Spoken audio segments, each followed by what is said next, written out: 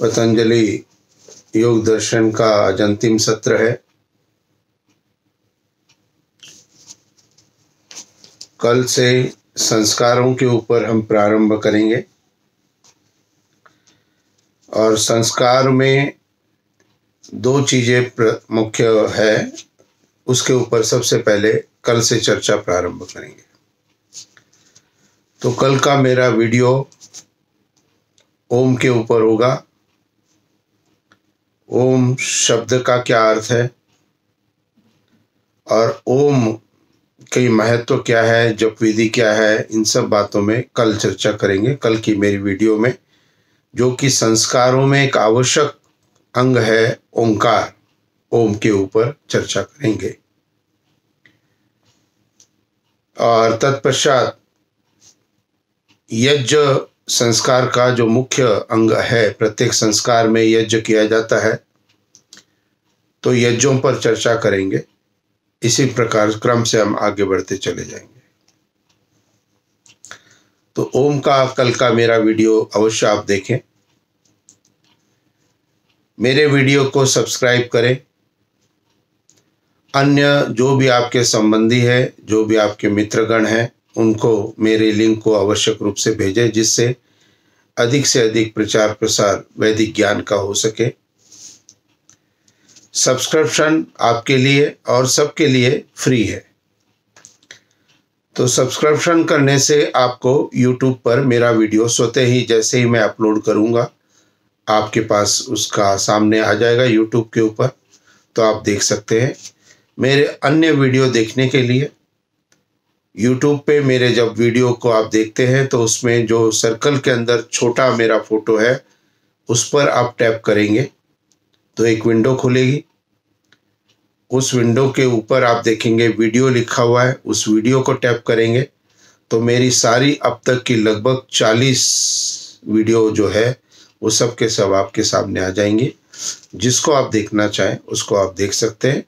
जैसे कई लोग पूछते हैं सत्यार्थ प्रकाश के क्रम से वीडियो आचार्य जी कैसे मिलेंगे, तो उनके लिए ये जानकारी मैंने दी है। कल हमने ध्यान का विषय लिया था। योग, पतंजलि योग का 8वां अंग जो था अष्टांग योग का, यम, नियम, आसन, प्राणायाम, प्रत्याहार, धारणा, ध्यान और समाधि अंतिम। तो कल हमने ध्यान का 7वां जो अंग था उसके ऊपर चर्चा की थी। किसी का मुझे प्रश्न आया है कि आचार्य जी, हम ध्यान बहुत करते हैं, करना चाहते हैं, करते हैं, लेकिन ध्यान होता नहीं है। ध्यान न होने के कई एक कारण हो सकते हैं। तो ध्यान की अवस्था में दैनिक प्रार्थना के लिए बैठने के लिए सबसे पहले आपको आधा ग्लास पानी का जरूर पीना चाहिए। और उसके बाद में जहां पर भी आप बैठ के ध्यान करते हो, वो एक ही निश्चित आपका स्थान हो और निश्चित स्थान पे आप स्थिरता से बैठेंगे, हिलेंगे नहीं, और अपनी आत्मा के भी विचारों को शून्य करेंगे। इसके लिए श्वास प्रश्वास के गति को देखेंगे। उसके पश्चात प्राणायाम करेंगे और प्राणायाम करने के बाद में जो धारणा है, एक ही जगह पर स्थिर करना है मन को, और उसके सतत प्रवाह को जब हम करेंगे एक ही जगह पर, तो वो ध्यान की स्थिति होती है। मन के अंदर ओंकार उपासना, यदि आप पाठ नहीं कर रहे हो कुछ भी, तो भी अंदर मन के अंदर ओम का जप आप आवश्यक रूप से करें। तो एक तो कारण यह है कि जल यदि आपने नहीं पिया हो तो हो सकता है बेचैनी हो सकती है। दूसरा, आपका आसन स्थिर नहीं हो।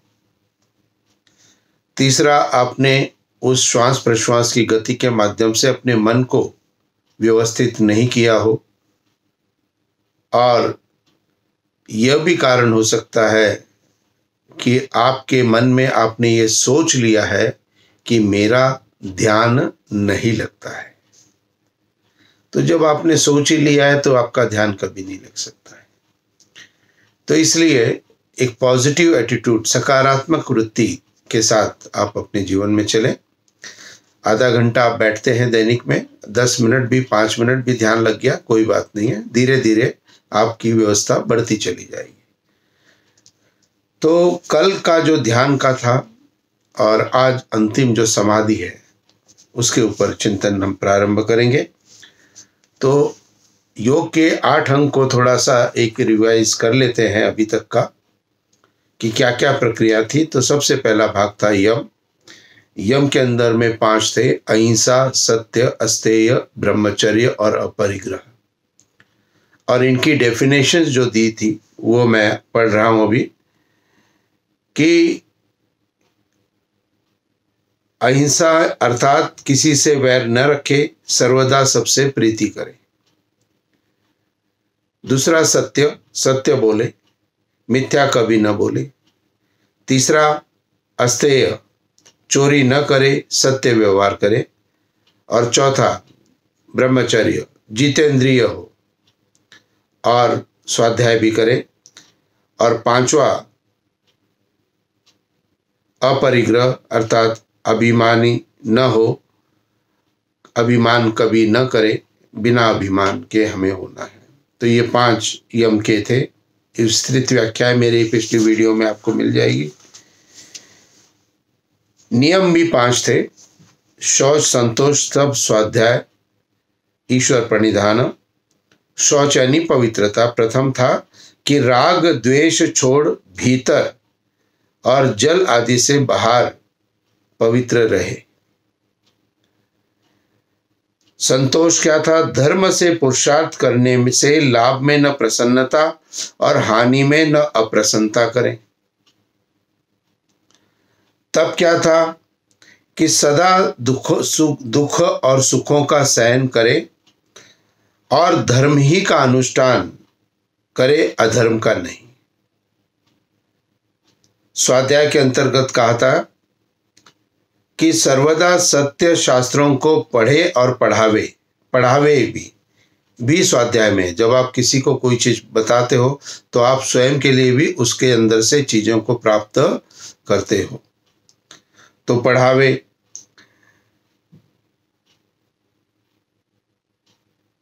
सत्पुरुषों का संग करे, ये भी स्वाध्याय के अंतर्गत आता है।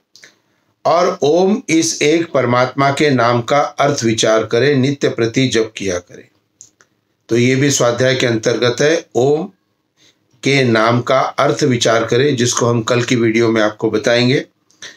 नित्य प्रति जप किया करे, जप की विधि भी कल बता दी जाएगी। और 5वां था ईश्वर प्रणिधान, अपने आत्मा को परमेश्वर के आज्ञा के अनुकूल समर्पित कर देवे। अर्थात जैसे परमात्मा की आज्ञा है उसके हिसाब से मेरी आत्मा के अंदर विचार आएंगे और उसी प्रकार से सभी कार्यों को हम करेंगे। तो ये 5 यम थे और 5 नियम, पहला और दूसरा भाग अष्टांग योग का। बाकी के जो भाग थे उसके लिए क्या कहा गया है कि जब उपासना करना चाहे तब एकांत शुद्ध देश में जाकर आसन लगा, प्राणायाम कर, बाह्य विषयों से इंद्रियों को रोक, मन को नाभि प्रदेश में व हृदय, कंटक, नेत्र, शिखा अथवा पीठ के मध्य हाड़ में किसी एक स्थान पर स्थिर कर अपने आत्मा और परमात्मा का विवेचन करके। तो ये यम नियम के बाद में आसन लगा, फिर प्राणायाम करके, और फिर प्रत्याहार क्या है? मन को बाह्य विषयों से रोकना, इंद्रियों को। और फिर धारणा, मन को नाभि प्रदेश में व हृदय, कंटक, नेत्र, शिखा अथवा पीठ के मध्य किसी स्थान पर स्थिर कर, और ध्यान के अंदर में अपने आत्मा और परमात्मा का विवेचन स्थिरता से करें। एक ही चिंतन अपनी आत्मा को परमात्मा के साथ जोड़ के लगातार रखना है। और फिर जो समाधि अवस्था है वो कैसे प्राप्त होगी, इसके ऊपर आज का हमारा चिंतन प्रारंभ होगा। समाधि की जहाँ बात आती है बहुत से लोग घबरा जाते हैं, सुना था कि इस संत ने समाधि ली, उस संत ने समाधि ली। समाधि लेने से तात्पर्य है ईश्वरीय आनंद को अपने अंदर अनुभव करने का जो समय काल होता है वो समाधि अवस्था होती है। उस समय की जो आपकी अवस्था है वो समाधि अवस्था है। तो वो समाधि अवस्था कैसे प्राप्त करें, तो इसके लिए आज का ये चिंतन प्रारंभ होता है। समाधि के लिए जो विभूतिपाद पतंजलि योग दर्शन का है, उसका विभूतिपाद का तीसरा सूत्र जो दिया गया है, तो उसके अंदर समाधि के लिए क्या कहा गया है, वह ध्यान ही जो आपने सतत चिंतन परमात्मा का किया था, केवल अंदर ईश्वर का चिंतन, और ध्यान के लिए जैसे मैंने कहा सतत लगातार, कल के वीडियो में बताया मैंने, कंटिन्यूअस इन प्रोसेस, क्षणिक नहीं, कंटिन्यूअस इन प्रोसेस। तो वह ध्यान ही अर्थ मात्र भासित हो, अर्थात ध्येय का स्वरूप भासित हो, जिसमें योगी अपने स्वरूप से शून्य सा होता हुआ, अपने स्वरूप में शून्य सा होता हुआ, और अर्थात अपना स्मरण योगी को न रहे, जिसमें इस समान गति को समाधि कहते हैं। अब ध्यान के अंदर क्या था, ध्यान के अंदर आत्मा और परमात्मा दोनों का था, और उससे पहले इंद्रियां भी, मन भी था संलग्न सब चीजों के अंदर। तो पहले हमने इंद्रियों को ठीक किया, व्यवहार को ठीक किया, अपने आचरणों को ठीक किया, फिर हमने इंद्रियों को ठीक किया, फिर हमने मन को ठीक किया, और मन के बाद में आत्मा और परमात्मा का ध्यान हमने कल किया था कि ध्यान की अवस्था में सतत अंदर परमात्मा का चिंतन और कोई विचार नहीं, विचार शून्य होकर केवल उस परम पिता परमात्मा के स्वरूप का ध्यान ओम के माध्यम से या किसी भी माध्यम से हम कर रहे हैं, तो केवल मात्र उस परमात्मा का चिंतन। और उसमें उस समय जब परमात्मा के चिंतन में लय हो जाता है आपका, तब आपका शरीर शून्य हो जाता है। शरीर शून्य से तात्पर्य यहाँ पर यह है कि वहां पर अपना ध्यान कुछ नहीं है, क्योंकि मन जो है वो एक केवल मात्र परमात्मा के चिंतन में ही लगा हुआ है, ईश्वर की व्यवस्था में ही है। तो जहां पर व्यक्ति अपने शरीर की अवस्था से शून्य प्रतीत करता है, वह परमात्मा के साथ संलग्न हुई आत्मा समाधि अवस्था को प्राप्त करती है। थोड़ा विस्तार देखेंगे इसका, क्या और विस्तार से क्या है। ध्याता, ध्येय और ध्यान, इन तीनों के भेद पूर्वक ध्यान होता है। ध्याता यानी जो करने वाला है आत्मा हमारा, ध्येय परमात्मा जिसको प्राप्त करना, और ध्यान जिसके माध्यम से हम कर रहे हैं सभी चीजें। तो इन तीनों के माध्यम से भेद पूर्वक ध्यान होता है, उस भेद से रहित समाधि होती है। तो ये सारे भेद समाधि अवस्था में मिट जाते हैं। आपको कभी समाधि अवस्था प्राप्त हुई है क्या? नहीं हुई। आपको कभी ईश्वरीय आनंद प्राप्त हुआ है या नहीं हुआ है? प्रश्न मेरा आप सबसे है। आप कहेंगे आचार्य जी पता नहीं, शायद नहीं हुआ है, लेकिन आपको सबको वो समाधि की क्षणिक अवस्था प्राप्त होती रहती है, आपको ईश्वरीय आनंद प्राप्त होता रहता है। कब? जब आप कहीं पर भी किसी भी कार्य में संलग्न होते हो, प्रार्थना में, उपासना में, प्रवचन सुनने में, भजन सुनने में, यज्ञ करने में, संध्या आदि करने में, दैनिक प्रक्रियाएं जो हमारी नित्य है परमात्मा के लिए, उस प्रार्थना मंत्रों को करने में हमारा नित्य प्रकरण चल रहा है। लेकिन कोई एक दिन ऐसा लगता है हमको कि आज मुझे बहुत आनंद आया। सबको लगता है, चाहे वो प्रवचन के बाद लगे, चाहे वो भजन के बाद लगे, चाहे वो संध्या के बाद लगे, चाहे यज्ञ के बाद लगे, करते लगातार है।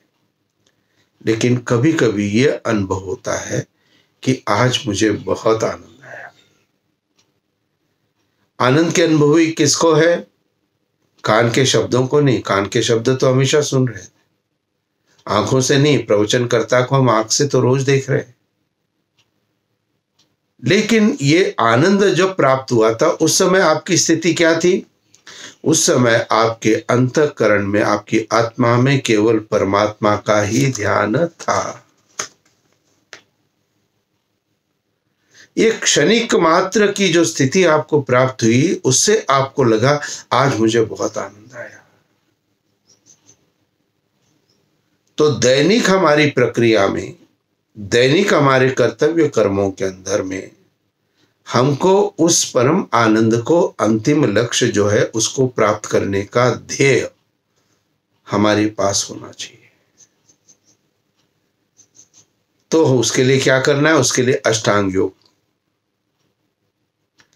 अष्टांग योग को जो व्यक्ति पूर्णतः 100% अपने जीवन में धारण करता चला जाता है, तो निश्चित रूप से वो अपने जीवन में उन्नति को प्राप्त हो सकता है। अब हमारी व्यवस्था कहाँ बिगड़ती है, ये भी समझना बहुत जरूरी है। हमारी व्यवस्था हमारे स्वयं से कभी नहीं बिगड़ती, इसको ध्यान में रखो। स्वयं से गलत अन्न खाया, गलत पदार्थ पी लिया तो बिगड़ सकती है, अन्यथा नहीं बिगड़ती।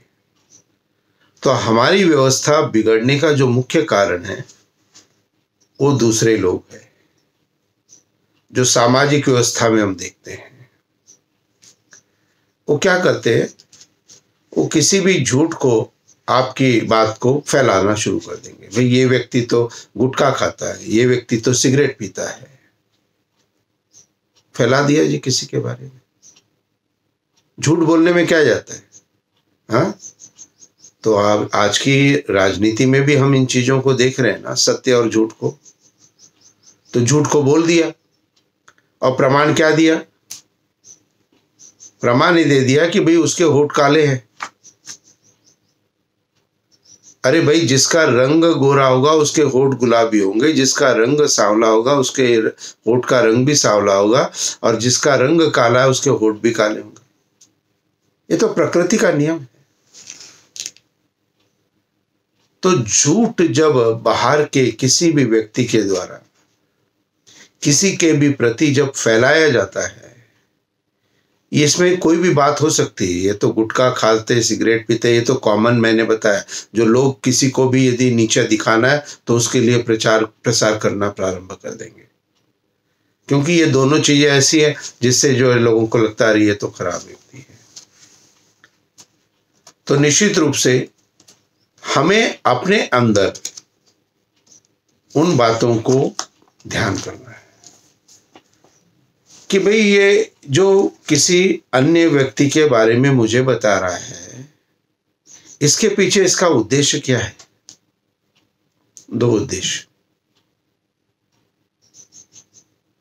एक तो जो दूसरा व्यक्ति जिसके बारे में बता रहा है वो समर्थ है, क्योंकि उसके असत्य को तोड़ सकता है, इसलिए अपने असत्य को व्यक्ति रखना चाहता है। इसके लिए क्या करता है? दूसरे को दबाना चाहता है। तो किसी को आप सप्रेस करना चाहते हो तो उसके लिए गलत गलत बातें फैलाना शुरू कर दो, झूठी बातें।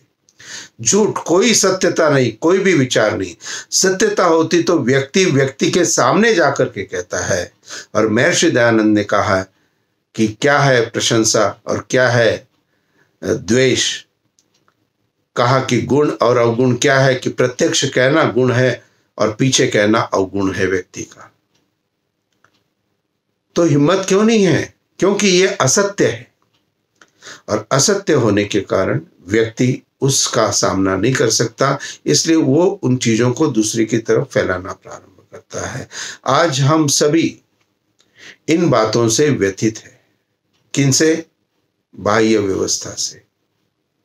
और हमारी उसमें क्या कमी है? हम अपने मन, आत्मा, विचारों को ऐसे व्यक्ति के साथ जोड़ देते हैं। आप कहेंगे आचार्य जी कैसे दूर रहे ऐसे व्यक्तियों से? तो महर्षि दयानंद सरस्वती का जीवन चरित्र पढ़िए। महर्षि दयानंद सरस्वती जी के कुटिया के पास की कुटिया में एक कोई अन्य साधु रहता था जो कि महर्षि के लिए अनर्गल अभद्र भाषा का प्रयोग करता रहता था।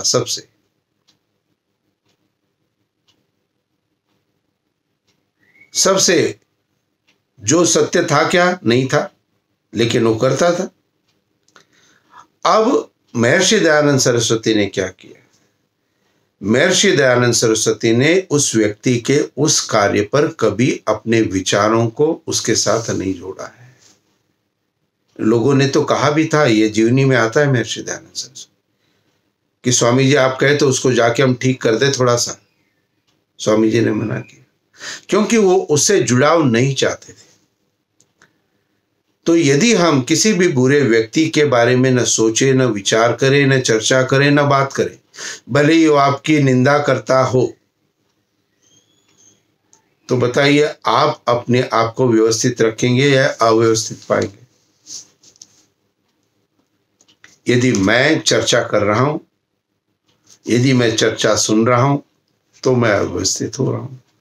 और यदि मैं चर्चा ही न सुन रहा हूं, न चर्चा कर रहा हूं, तो मैं अव्यवस्थित नहीं हो रहा। तो अपने जीवन के अंदर उन महापुरुषों के, महर्षि दयानंद सरस्वती जी के हिसाब से अपने जीवन को बनाना प्रारंभ करो। और किसी को आप सुधार नहीं सकते। आप सोचें जी वो व्यक्ति गलत है, ये व्यक्ति गलत है, नहीं। सत्य असत्य, महर्षि दयानंद सरस्वती ने विद्वान के लिए क्या कहा? यह विद्वानों आप्तों का मुख्य काम है कि वह लोगों के सामने सत्य असत्य स्वरूप को प्रकट कर दे, पश्चात वह अपना हित हित समझ करके सत्य का ग्रहण और असत्य का त्याग करे। तो विद्वान का कर्तव्य, आपका कर्तव्य केवल इतना है भाई, उसको दूरी और बताया समझाया, जो उपदेश के माध्यम से सभी समझा रहे, लेकिन व्यक्ति नहीं मानता है। क्यों? क्योंकि जो व्यक्ति असत्य पर है, असत्य पर दृढ़ रहने के लिए उसको बहुत परिश्रम करना पड़ता है। अपना पद, अपना मान सम्मान, अपनी जगह बचाने के लिए वो बहुत परिश्रम करता है। इसके अंतर्गत वो दूसरे किसी भी व्यक्ति की, जिसको भी, जो भी थोड़ा बहुत भी ऊपर जा रहा हो, उसको जरूर वो नीचा करने का प्रयत्न आवश्यक रूप से कर सकता है। हमें अव्यवस्थित नहीं होना है, क्योंकि हमारा उद्देश्य क्या हो गया है? पतंजलि योग दर्शन के अष्टांग योग पे, जहां पे सबसे पहले यम के अंतर्गत मैंने यह निर्णय लिया था, अहिंसा का भाव मैं रखूंगा, अर्थात अपने अंदर भी किसी के बारे में ईर्ष्या द्वेष नहीं रखूंगा, और न शरीर से किसी से हिंसा करूंगा, न वाणी से कभी असत्य झूठ बोलूंगा, और न वाणी से कभी अत्यधिक क्रोध को करूंगा। तो सबसे पहला, एट द बिगिनिंग, फर्स्ट सीढ़ी हमारी थी ये अहिंसा की। इस अहिंसा की सीढ़ी को हमने मान लिया है, बस हमारा रास्ता तय होना शुरू हो गया। तो संसार में रहते हुए भी, व्यावहारिक दृष्टिकोण भी रखते हुए भी, आप इन विचारों को आगे बढ़ा सकते हो, कर सकते हो, आगे चला सकते हो। गीता के हमारे 18 अध्याय 16 वीडियो में प्राप्त हो गए हमको। पीछे मेरे सारे वीडियो गीता के ऊपर भी है। अब गीता के जो युद्ध हुआ, उस युद्ध को रोकने के लिए प्रयास नहीं किया गया था, किया था। दुर्योधन से यहां तक कहा गया था योगीराज श्री कृष्ण के 5 गांव केवल मात्र दे दो, 5 पांडव है, 5 गांव दे दो, बस ठीक है। उसने क्या कहा? सुई के मात्र भी। ये क्या था? उसका अभिमान था, अहंकार था, ये अपनी स्थिति को बनाए रखने की उसकी सोच थी।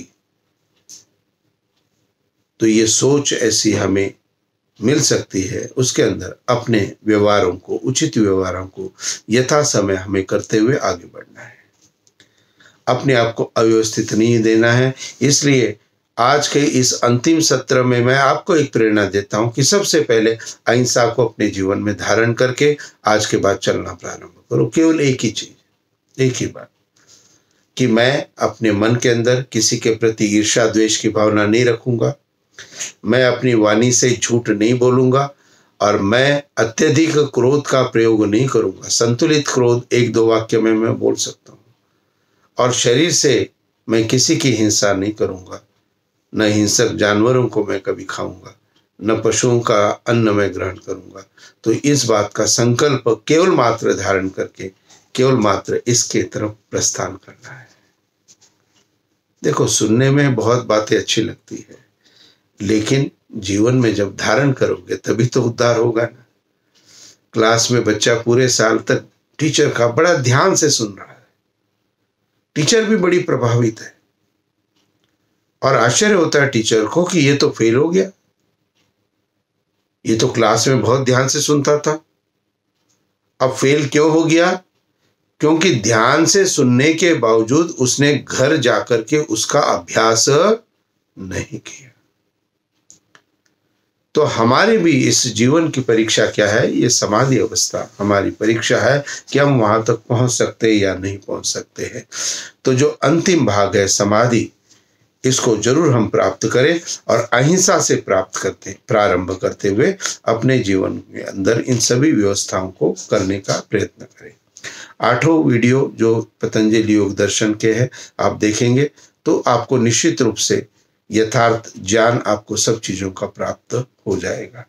और मूल पुस्तक को भी लेकर के बैठेंगे तो बहुत उत्तमता है, चाहे वो आपका सत्यार्थ प्रकाश हो, चाहे गीता हो, चाहे योग दर्शन।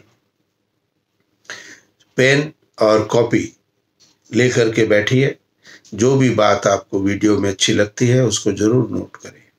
जो भी संकल्प आप लेना चाहते हो, करना चाहते हो, उसको अपनी डायरी में नोट जरूर करें।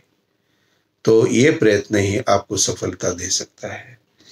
तो समाधि के लिए और विशेष क्या कहा गया है कि समाधि अवस्था में क्या हो जाता है। अब समाधि अवस्था में जब कोई भी व्यक्ति पहुंचता है तो क्या हो जाता है, तो यहाँ पर उसकी व्याख्या की है कि समाधि का फल क्या है, यानी कि समाधि अवस्था में क्या होता है। इसको आप सुने आवश्यक रूप से ध्यान से। जैसे अग्नि के बीच में लोहा भी अग्नि रूप हो जाता है।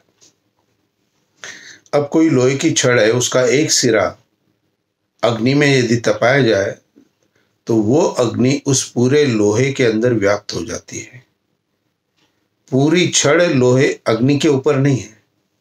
तो यही बात यहाँ पर दी गई है, इस वाक्य से प्रारंभ किया है कि जैसे अग्नि के बीच में लोहा भी अग्नि रूप हो जाता है, उसी प्रकार परमेश्वर के ज्ञान में प्रकाश में होके अपने शरीर को भी भूले हुए के समान जानकर आत्मा को परमेश्वर के प्रकाश स्वरूप आनंद और ज्ञान से परिपूर्ण करने को समाधि कहते हैं। तो व्याख्या हो गई। और आगे क्या लिखा है, ध्यान और समाधि में इतना ही भेद है, ज्यादा भेद नहीं है ध्यान और समाधि में। ध्यान और समाधि में इतना ही भेद है कि ध्यान में तो ध्यान करने वाला जिस मन से और जिस चीज का ध्यान करता है, यह तीनों विद्यमान रहते हैं। एक तो करने वाला ध्यान को, और जिन साधनों से कर रहा है, जो साधन हमारा मन था, और जिसका ध्यान हम कर रहे हैं परमात्मा का, वो तीनों ही ध्यान की स्थिति में हमारे पास साथ रहते हैं। यह तीनों विद्यमान रहते हैं, परंतु समाधि में केवल परमेश्वर ही के आनंद स्वरूप ज्ञान में आत्मा मग्न हो जाता है। वहां तीनों का भेदभाव नहीं रहता है। जैसे मनुष्य जल में डुबकी मार के थोड़े समय भीतर ही रुका रहता है, वैसे ही जीवात्मा परमेश्वर के बीच में मग्न होके फिर बाहर को आ जाता है। जैसे पानी के अंदर में सिर को डुबा दिया तो निश्चित रूप से जितना समय काल तक हो रहा फिर वो बाहर आ जाता है। ऐसे ही समाधि अवस्था में ईश्वरीय आनंद को आत्मा प्राप्त करके फिर बाह्य अवस्था में आ जाती है। फिर उसको आंतरिक अवस्था में ले जाओ, फिर बाह्य में जा रही है, फिर आंतरिक में अवस्था में। तो धीरे धीरे दैनिक प्रार्थना के समय हमारी ये अवस्था हमें प्राप्त हो, जिसमें हम उस परम आनंद को अपनी दैनिक प्रार्थना के समय, जो प्रातःकाल आप कर रहे हो, जो सायंकाल आप कर रहे हो, कितने भी समय कर रहे हो, लेकिन समाधि अवस्था तक हमारी आत्मा को जाना है। ये लक्ष्य जरूर अपने साथ रखना है। एक व्यक्ति ने प्रश्न किया कि व्यक्ति कोई भी परमात्मा को कब प्राप्त कर सकता है? अब कहते हैं कि इच्छा हो। कहते हैं इच्छा तो सब रखते हैं जी, लक्ष्य तो सभी रखते हैं, लेकिन फिर भी प्राप्त नहीं हो रहा है, तो फिर क्या करना है? तो वहां एक उदाहरण दिया गया है कि जो लक्ष्य, जो इच्छा, वो कितनी होनी चाहिए आपकी। तो कहा कि किसी के भी व्यक्ति के सिर को बलपूर्वक पानी के अंदर यदि दबा दिया जाए तो उस पानी से बाहर आने के लिए जितनी जोर से वो छटपटाता है, जितनी जोर से वो सभी क्रियाएं करता है, मन, शरीर, सब चीजों से हम बाहर आना है पानी से, कहते इतनी तीव्र इच्छा आपके अंदर उस परम आनंद के प्राप्ति की होनी चाहिए, तभी उस परम आनंद को प्राप्त कर सकते हो। ये इच्छा शक्ति कब स्टार्ट करनी है? प्रातःकाल, कि मुझे स्नान के बाद समाधि अवस्था तक जाना है। बस इच्छा शक्ति को रखो, तीव्र इच्छा को रखो, और तीव्र इच्छा को रखेंगे तो निश्चित रूप से उस समाधि योग से हम उस परम आनंद को अपने जीवन में आवश्यक रूप से प्राप्त करते जाएंगे। अब और भी इसकी व्याख्या की गई आगे कि जिस देश में धारणा की जाए उसी में ध्यान और उसी में समाधि अर्थात ध्यान करने के योग्य परमेश्वर में मग्न हो जाने को संयम कहते हैं। धारणा, ध्यान और समाधि। धारणा में हमने क्या किया था? हमने एक ही जगह पर, चाहे वो नाभि या हृदय प्रदेश या जीभ के अग्रभाग या नासिका या मस्तिष्क के अग्रभाग में, तो निश्चित रूप से हमने एक ही जगह पर अपने उस ध्येय को रखा था, यानी कि चिंतन को प्रारंभ किया था, और निश्चित रूप से मग्न हो जाने को, मग्न सतत उसको इन प्रोसेस किया हमने। तो प्रत्याहार में हमने एक ही जगह पर इंद्रियों को किया था, उसके बाद धारणा के अंदर हमने एक स्थान पर टिकाया, और एक स्थान पर टिका करके ध्यान के अंदर उसको कंटिन्यूअस प्रोसेस के अंदर लेके आए, और उसके बाद जब हमारी आत्मा में संयम आ गया तो समझो वो समाधि की अवस्था प्राप्त हो गई। तो धारणा, ध्यान और समाधि, ये तीनों कनेक्टेड विद ईच अदर है। पहले सारी चीजें अलग अलग थी, लेकिन धारणा, ध्यान और समाधि, ये तीनों आपकी दैनिक प्रार्थना में अभ्यास करें इसका, कि धारणा प्राप्त हो जाए। धारणा प्राप्त हो गई तो ध्यान प्राप्त हो सकता है, एक ही जगह पे स्थिर करना है मन को, ये हो जाए तो उस मन को लगातार स्थिर करने का प्राप्त हम कर सकते हैं ध्यान, और इसको लगातार प्राप्त करते हुए उस परमात्मा का चिंतन करेंगे लगातार, तो समाधि की अवस्था प्राप्त हो जाएगी। तो कहते हैं कि संयम कहते हैं जो एक ही काल में तीनों का मेल होना है, एक ही काल में, एक ही समय में, धारणा, ध्यान और समाधि में, अर्थात धारणा से संयुक्त ध्यान और ध्यान से संयुक्त समाधि होती है। तो ध्यान जो है उसके साथ धारणा जुड़ी होती है, और समाधि के साथ ध्यान जुड़ा होता है। उनमें बहुत ही सूक्ष्म काल का भेद होता है, बहुत कम सूक्ष्म काल, कुछ सेकंड। परंतु जब समाधि होती है तब आनंद के बीच में तीनों का फल एक ही हो जाता है, और जब समाधि अवस्था हो जाती है तो उसमें ध्यान का भी फल आ जाता है, धारणा का भी फल आ जाता है, और समाधि का भी फल आ जाता है। तो ये समाधि को आज हमने विस्तृत रूप से जान लिया, और उस परमपिता परमात्मा की सानिध्यता को हमने प्राप्त करने का जो प्रयत्न किया है, वो समाधि अवस्था तक पतंजलि अष्टांग योग, यहाँ पर पूर्ण पतंजलि का जो योग दर्शन है इसका पूरा हमने पाठ नहीं करके, उसका जो एक बीच का एक पाठ था जिसको कि बहुत अधिक प्रचलित है, पतंजलि अष्टांग योग, उसमें 8 ही अंग क्या थे, उन सब पे एक एक वीडियो हमने बना दी है। तो 8 वीडियो 1 तारीख से 1 मई से प्रारंभ है। तो 1 मई से आज 8 मई है, तो 8 मई तक यम, नियम, आसन, प्राणायाम, प्रत्याहार, धारणा, ध्यान और समाधि पर ये 8 वीडियो आपको प्राप्त हो गई।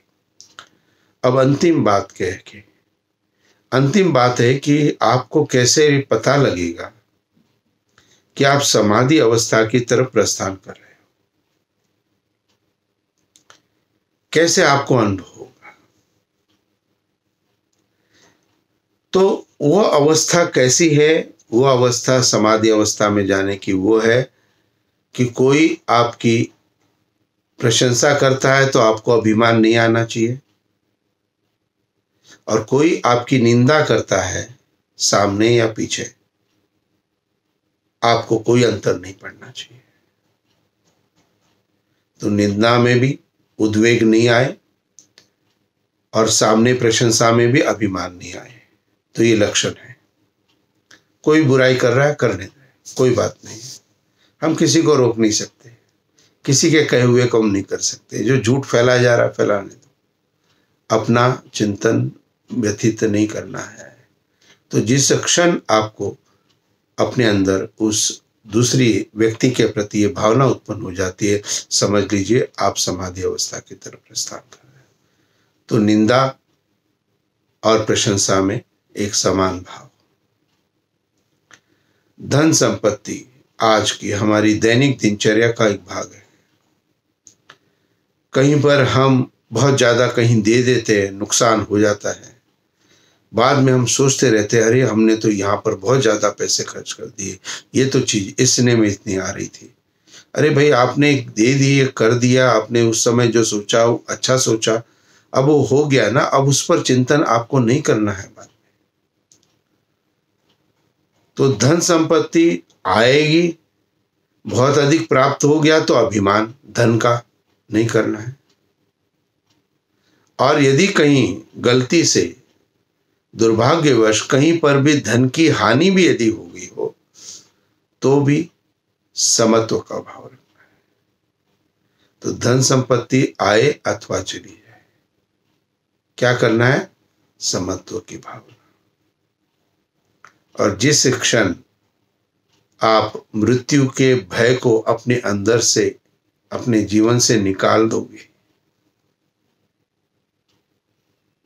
क्योंकि मृत्यु सबको प्राप्त होनी है, मृत्यु का भय नहीं है, लेकिन मृत्यु प्राप्त न हो इसके लिए प्रयास तो हम कर रहे हैं ना, शरीर को स्वस्थ रख रहे हैं ना, अच्छा खाना पीना तो हम कर रहे हैं ना। लेकिन जो असंभव चीज जो कभी भी संभव हो सकती है, जो जीवन की एक भाग है, जो है वो है मृत्यु। उस मृत्यु से मैं भयभीत नहीं हूं, चाहे वो किसी भी काल में हो जाए, आज हो जाए, कल हो जाए, 4 महीने बाद हो जाए, 4 साल बाद हो जाए। अब मृत्यु का भय नहीं है। क्यों नहीं है? क्योंकि उस समाधि अवस्था की तरफ हमने प्रस्थान कर लिया है।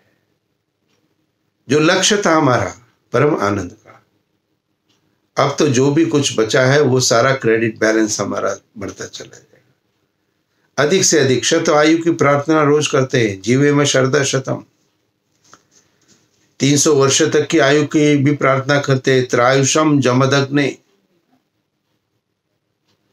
तो अधिक से अधिक आयु हो हमारी, इसकी तो प्रार्थना हम करेंगे, लेकिन मृत्यु का भय अपने अंदर पनपने नहीं देना है। तो ये लक्षण यदि आपके अंदर आपको दिखाई देते हैं, मान अपमान में समानता की स्थिति, निंदा स्तुति में समानता की स्थिति, धन संपत्ति आए अथवा चली जाए समानता की स्थिति, और मृत्यु का भय नहीं है, तो ये 5 चीजें यदि आपके अंदर है, समझ लो आपको स्वतः अनुभव हो रहा है कि हाँ, अब मुझे कोई अंतर नहीं पड़ रहा है, तो निश्चित रूप से आप समाधि की अवस्था की तरफ प्रेरणा कर रहे हो। तो आप सभी के लिए ईश्वर से प्रार्थना करता हूँ, आप सभी दीर्घ आयु बने, और ये जो ज्ञान का एक सतत प्रवाह है, ये आपके लिए निःशुल्क उपलब्ध है, सब्सक्रिप्शन फ्री है, मेरे जीवन काल में पूरे समय फ्री रहेगा। और निश्चित रूप से मेरा जो उद्देश्य है वो है कि जो भी कुछ मेरे अंदर है या जो भी कुछ उस पुण्य आत्माओं से मैंने प्राप्त किया, जो कुछ मैंने वेद आदि महर्षि दयानंद के उन ग्रंथों से मैंने प्राप्त किया, उसका कुछ भाग अपने हिसाब से आप सबको समर्पित करने की जो मेरी इच्छा है, उसी इच्छा को मैं पूर्ण कर रहा हूँ। और मुझे बड़ी प्रसन्नता है जो आपके रिस्पांस आ रहे हैं मेरे। अब तक मेरे 40 दिन के अंदर 3000 व्यू हो चुके हैं, 3000 मेरे वीडियोस देखे जा चुके हैं। और व्यूज तब आते जब आप कंप्लीट पूरे वीडियो को देखते हैं। तो ये बहुत बड़ी आपका प्रयास है। और आपका प्रयास इसलिए क्योंकि आपकी आत्मा में वो पवित्रता है। ईश्वर चाहता है कि आप अच्छाई की तरफ आगे बढ़ो और इसीलिए आप इस कार्य को कर रहे हैं।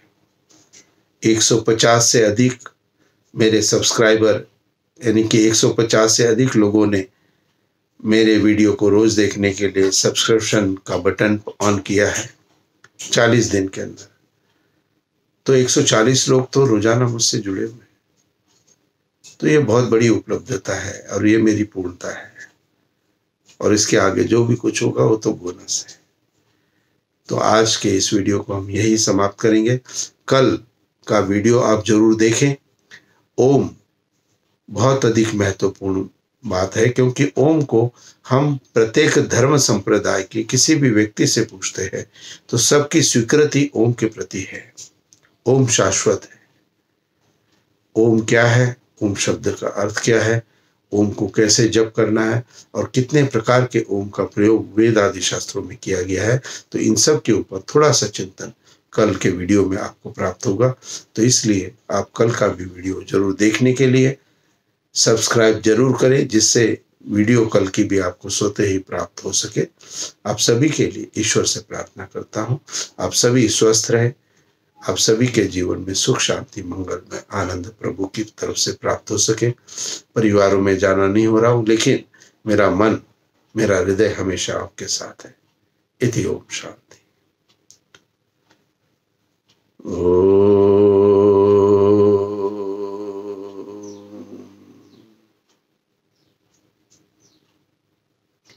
शांति शांति शांति।